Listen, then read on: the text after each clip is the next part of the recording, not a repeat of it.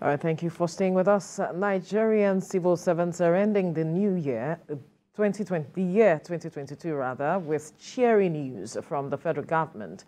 Minister of Labour and Employment, Chris Ngige, says government will soon announce salary increment for civil servants to cushion the effect of rising inflation on consumer goods and services.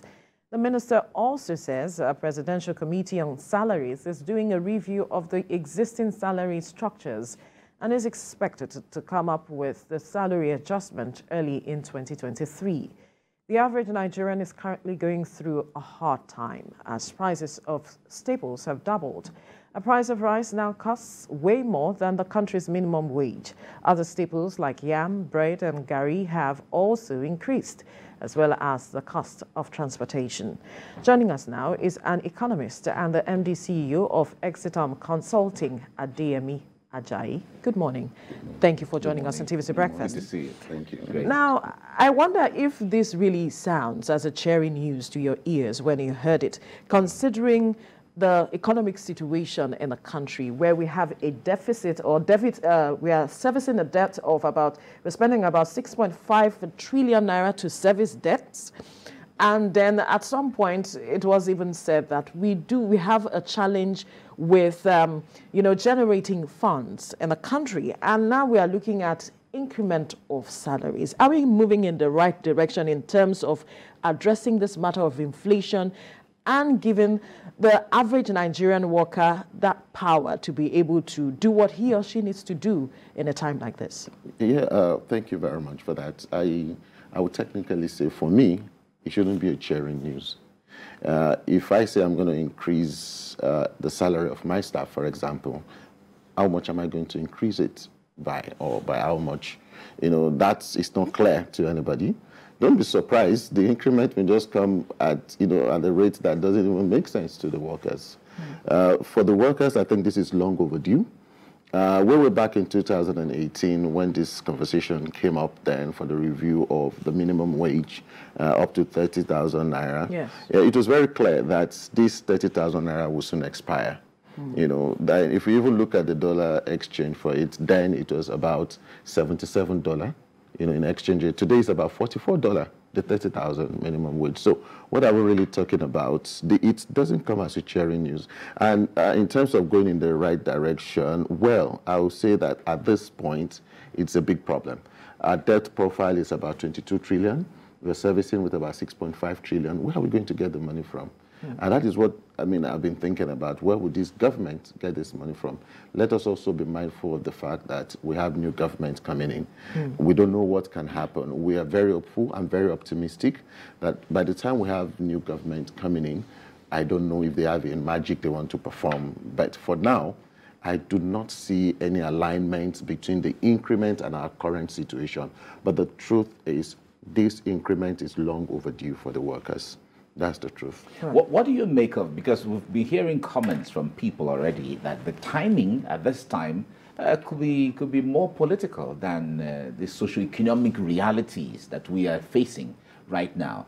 One would say, of course, the government is leaving, but we know government is a continuum anyway, but then this government is leaving, and whoever is coming in, whether the person was in government before, but being as commander-in-chief, and all of that is going to see things from a new perspective.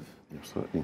They see it as more political than the socioeconomic aspect of it. What do you make of comments like that? Yeah, I think for me, I will balance the thoughts. It's both political and also aligning with the realities on ground. That's the truth.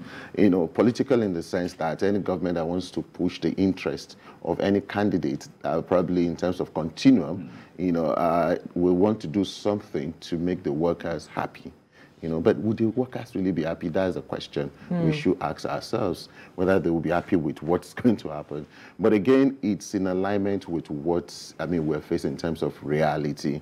Now, the purchasing power for Nigeria is 8.28, according to a research company, Numbeo, and it's one of the lowest in the world. Our purchasing power is one of the lowest in the world. The cost of living is 30.47, one of the very lowest in the world as well. So you see the way people are going about. There's huge poverty in the land. huge poverty. Now, bringing this to cushion the effect of inflation, as the Minister of Labor and Productivity mentioned, yes, it's good. But again, it's playing both roles, political and also aligning with the economic realities on ground. Now, you said this is long overdue, but that with the economic realities, you are not confident about this happening, so to speak. How do we strike a balance, knowing that, yes, this is something the worker actually needs, Absolutely. but then we have this on the ground? How do we come to, that intersection where we can have both addressed? Okay, the question again we should ask ourselves is, does the government have the capacity to really meet these needs, And saying that it's long overdue definitely is what they deserve. I recall being part of the people who made a contribution to the tripartite committee in 2018. Then we mentioned that for every 4 years, there should be a review. That's why I said it's long overdue. Right. Yeah. But again, I do not see the government having that capacity, to come and meet up this obligation. What may happen again, it has prior effects.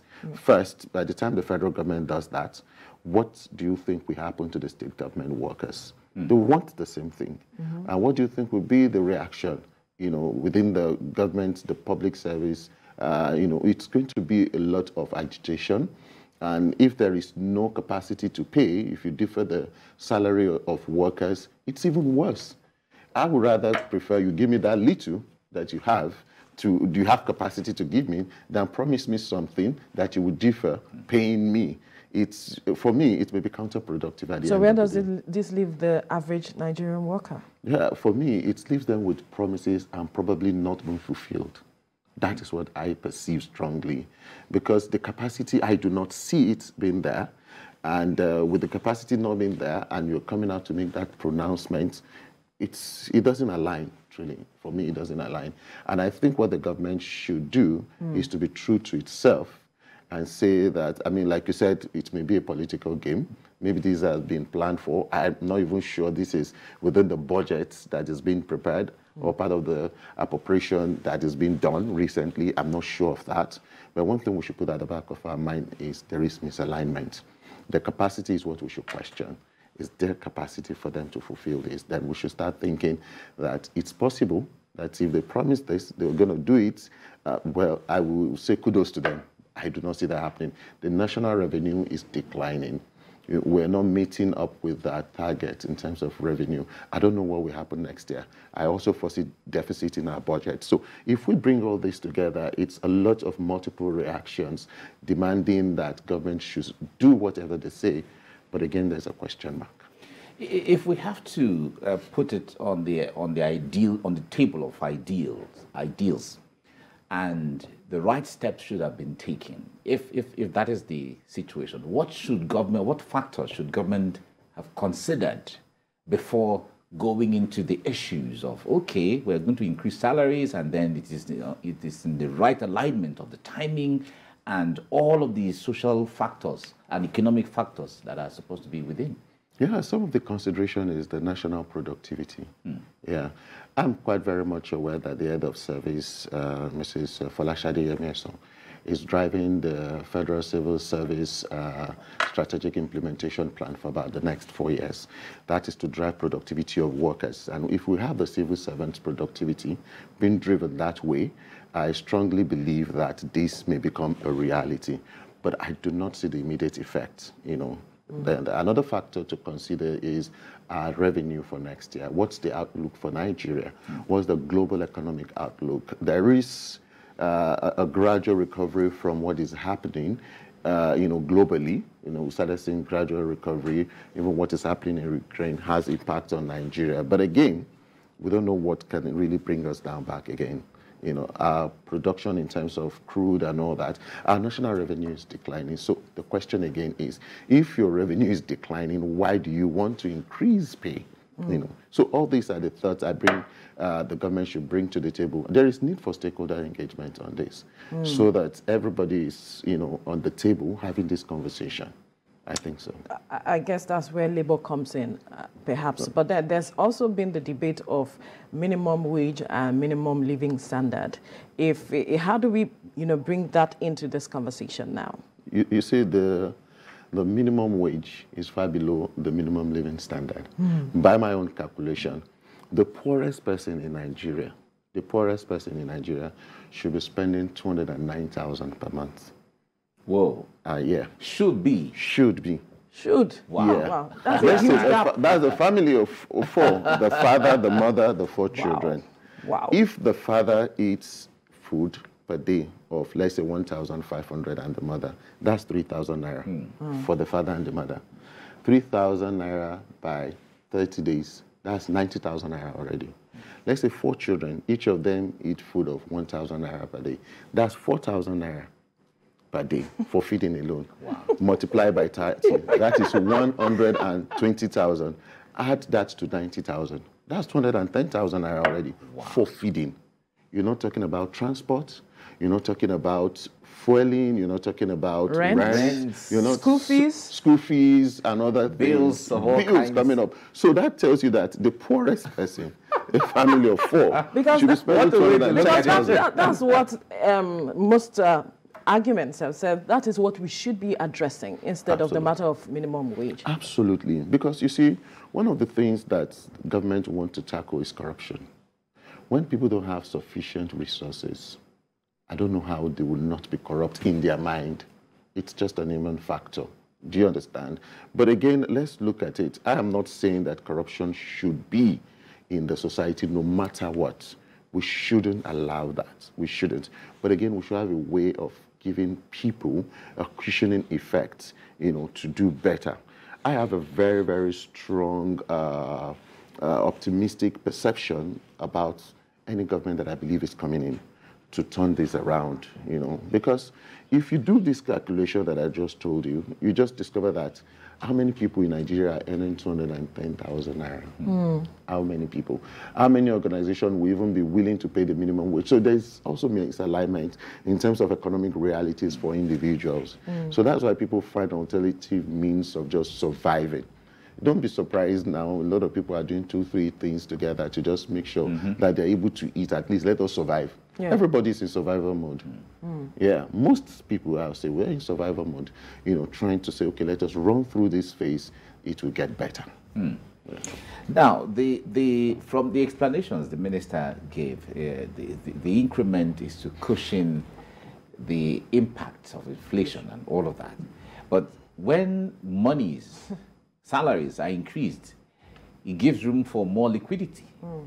And then when there's more liquidity, there's more inflation. So how do we reconcile all of that? Yeah, you see, as of January 2022, our inflation was about 15%. Now we are on 21.47% as at November. There was no increment in between. There are so many economic factors that played out. You can have cost-push inflation. For example, Forex had impact on us. We also had fuel scarcity, increment in pump price, which is not official anyway, but we can all feel the impact now. So what am I trying to say in essence is, if this increment comes, the rate of the increment will determine the rate of inflation. Right. And if there are stronger fiscal policies by the government, for example, working on trade and increasing our interaction in terms of revenue generation, I think there will be some little ways to defend the economic downturn, which may be in form of inflation. Yes, it's normal. When you increase salary, there should be an inflation, but there should be some policies that would tighten all these effects. That should even be on the table when you're thinking of increasing the salary. What are these policies that you feel the government should have put on the table to addressing this matter of inflation? Because we keep throwing, let's increase salaries and all of it. And it seems that none of all these measures is actually working to addressing this matter of inflation. Yeah, Nigeria is a very peculiar country. There are so many economic theories that Nigeria has defied, as a nation. Some of the factors that I think the government can do is to first look at how we address our Forex issues. which is quite very unstable. We should also look at the cost element driving people. You know, for example, I mean, people are buying fuel per liter for 400, 500 in some other places. Even within Lagos, people are buying 200, 250. How can government bring down the price? See, if I increase your salary, but I reduce what you're spending money on, there'll be value of money for you. Absolutely. Yeah. So government should come up with policies that will make people to get value from that money they're giving them. You know, if I'm paying 50,000, for example, I'm making you spend less on power, I'm making you spend less on transport, making you spend less on healthcare, on education, that money will have meaning in your hand. But if I don't have control on those factors, you will spend more probably in those areas, and at the end of the day, that money may not make any sense to you. It will just, the more money you have, the more problem you're having, or the more problem we're having as a country. Let's talk about the redesigned Naira notes vis-a-vis the cashless policy the government is trying to put together, you know, and so on. How will that help in a situation where they're trying to handle issues or tackle inflation? How? I do not see the correlation, any positive correlation. You know, it's just like a very beautiful woman who is beautiful, and you go ahead to do a makeup for her. She's still beautiful. Her name hasn't changed and everything. so the question is, you know, if you bring the design Naira note, what are we trying to achieve with this?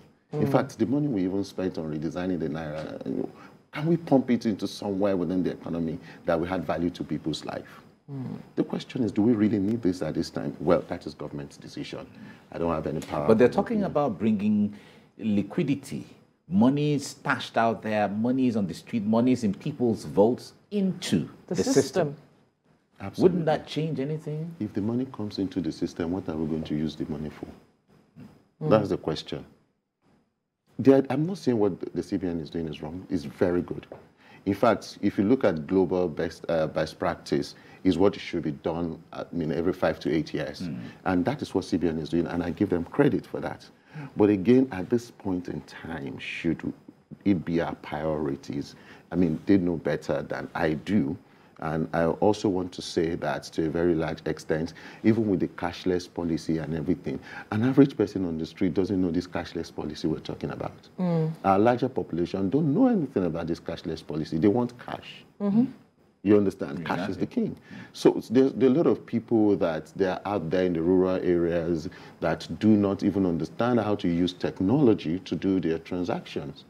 So how do we account for those people? They will need cash.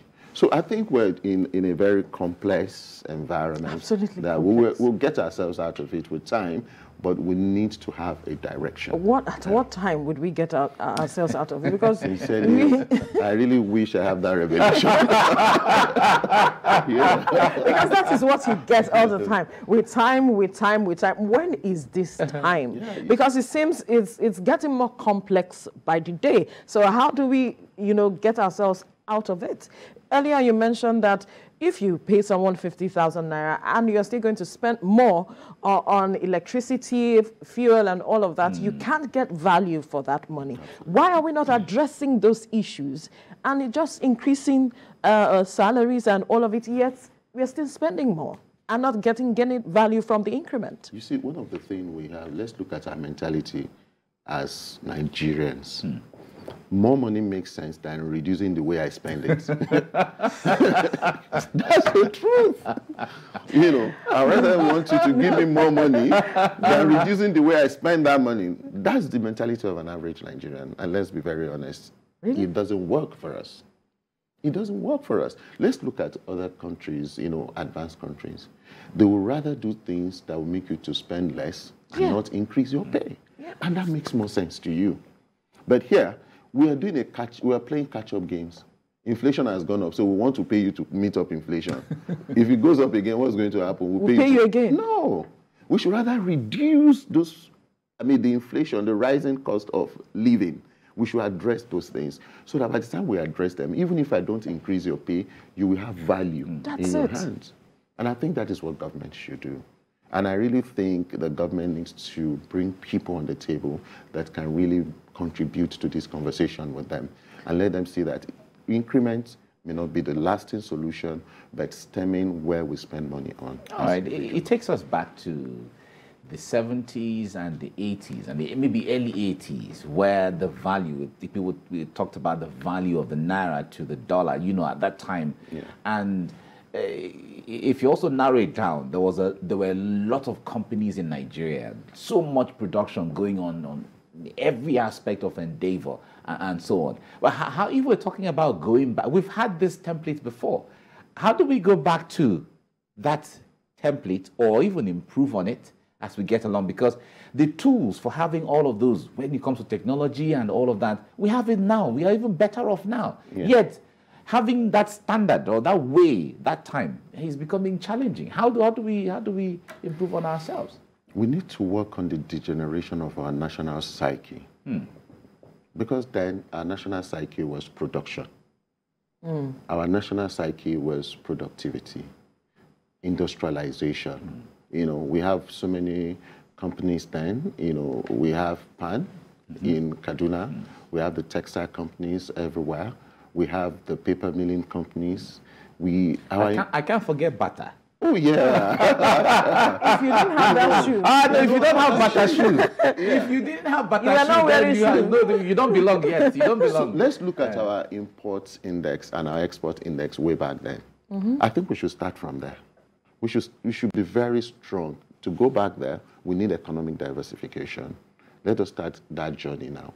We have this government spoke about diversification of the economy. Yeah, a lot of times. I'll give them credit. It's not easy to get out of a bad situation. That's the truth. I mean, I'm aware of the very strong contribution in terms of trade. You know, for the Ministry of Industry, Trade and Investment, they're doing quite a lot in terms of African Continental Free Trade Agreement, trying to make sure that within the African sub-region, the sub-Saharan region, we have our active trades going on, which will be to the advantage of this country. It's not something that will wake up one day and it will happen. It's not a magic. It's something that will be very gradual. Of course, we will get there. The time, I don't know. But again, we should have a roadmap. And I'll tell you, there is a roadmap. You know, there is a conversation going on about the roadmap. The best way I think we can do is let's go back to that industrialization. Let us have more paper mills in Nigeria. We have more resources now to take us there than before. We should downplay on political combats. Let us face economic resolutions. And I think that is what can help us. I think we concentrate more on politics rather than the economy. They're Siamese twins, but one should be growing faster than the other. Yeah, and this mentality you talked about is very important because it seemed because when you said earlier that it seemed Nigeria defies everything, all the economic whatever that will work in Europe or even work in some African countries, you bring it to Nigeria. No, it doesn't work. You have to fine tune it to the reality, and that reality is the mentality of an average Nigerian.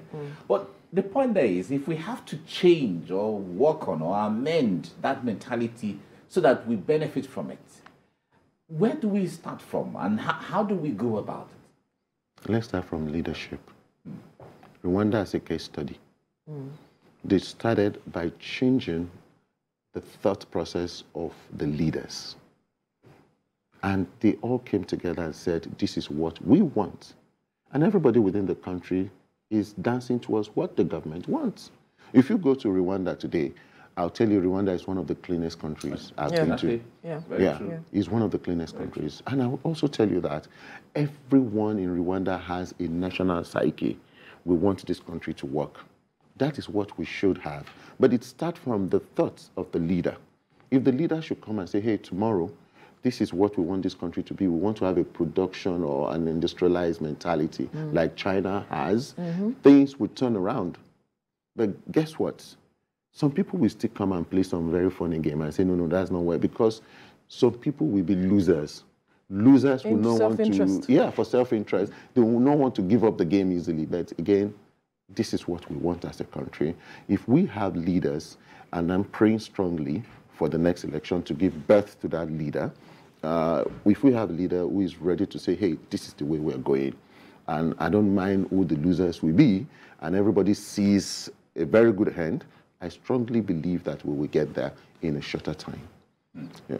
And talking about the elections, as we count down to the election, I'm wondering, whoever comes in, how you want him to address, the economy, matters of economy, how should kickstart the economy that can, such a way that it can turn things around for the nation. Fantastic. If I'm to advise the next president, let me put it that way. That's it. Absolutely. First, the president should address the rising cost of living. Right, that's on the table. And how would we do that? Let the president come up with policies that will cushion so many bad effects that we're having as a country. Foreign direct investment should be enhanced. Foreign portfolio investment should be, enhanced. There should be a kind of campaign for economic turnaround. There should be a roadmap. Medium-term sector strategies should be well consolidated. So the right policies should come to address economic gaps that we have.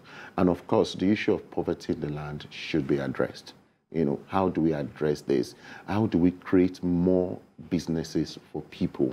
A lot of businesses are dying in Nigeria. People don't want to come to Nigeria to do business, because of the economic situation. So the next president should be able to attract investors, should be able to have a team of experts, brilliant people that will be able to go out there and sell Nigeria as a product, a repackaged product, and people should see the benefit. We have potentials in this country.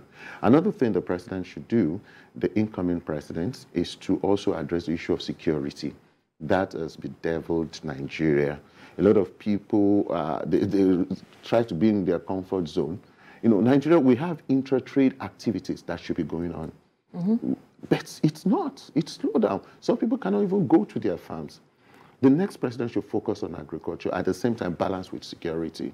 Then one thing that I think the next president should also put at the back of the mind is to address the private sector issues in terms of how do we make the private sector very active. There's slowdown in the private sector, that's the truth. People are not happy with the return on investment and all that. How would the government boost all this? And also the issue of Forex. How do we defend the Naira? So all this, there are a lot on the table of the next president.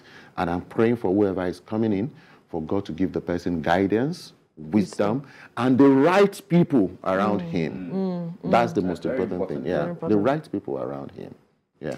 You mentioned the issue of Forex, and it seemed, in fact, the woman who sells akara by the roadside, you buy akara today, by next tomorrow, the thing has increased. You ask her why, you say, it's dollar. I say, what is the relationship between dollar and akara that you fry by the roadside? But it seems this is the connection to everything. It's like a web where it connects to everything now. Everything you're buying, a bottle of water, they say, oh, it's dollar. Yeah, it's dollar. Everything is dollar.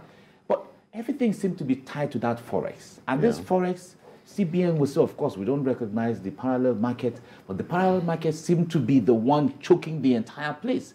So how do we resolve this issue of Forex to the level where Nigeria, the Naira, and everybody can benefit? Okay, you see, the issue of Forex, I'll still tell you, maybe worse next year. Wow. Yeah. Why I'm saying that is this. Our revenue is declining, right? We earn in foreign currencies. If we're earning in foreign currencies, right, we should also be able to use our earnings to affect our trades, right? But that is not happening at the moment. Defending the Naira is becoming an issue because we don't have that foreign revenue to defend the Naira. Our crude production dropped until recent that it's coming up. Oil theft is affecting the country. We're not making enough money. So if we're not making enough Forex, where do we get Forex to deal? Do you get my point? There are so many factors affecting this. During every election year like we're having this year, foreign portfolio investors will want to leave Nigeria because of high political risk. They want to leave. And they want to leave with their foreign money.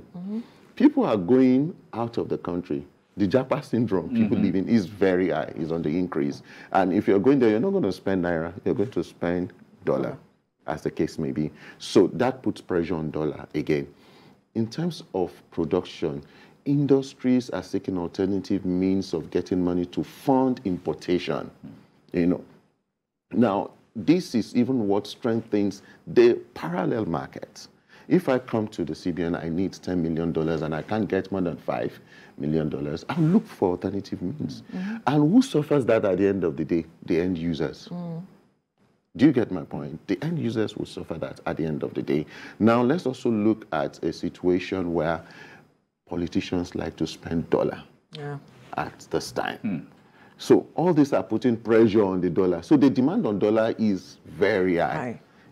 And the supply is declining. So the gap is becoming wider. What do you expect at the end of the day?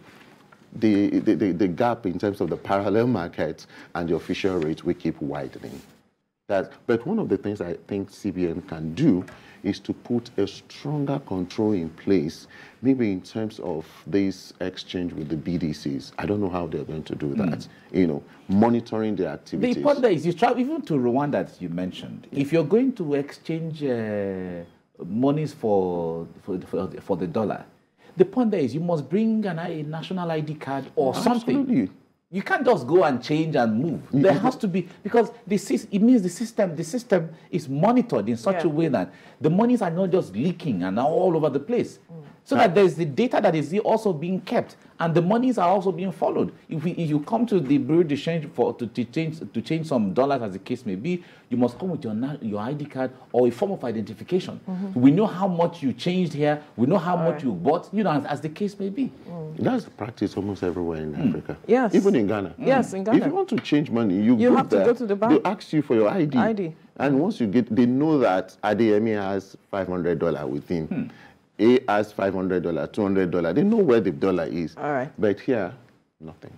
We have to leave the conversation here now, but we must thank you, economist and the MD CEO of Exitum Consulting, Adeyemi Ajayi, for your time on the program. Thank you very much. Thank you very much. Thank you very much. Thank you. Thank you.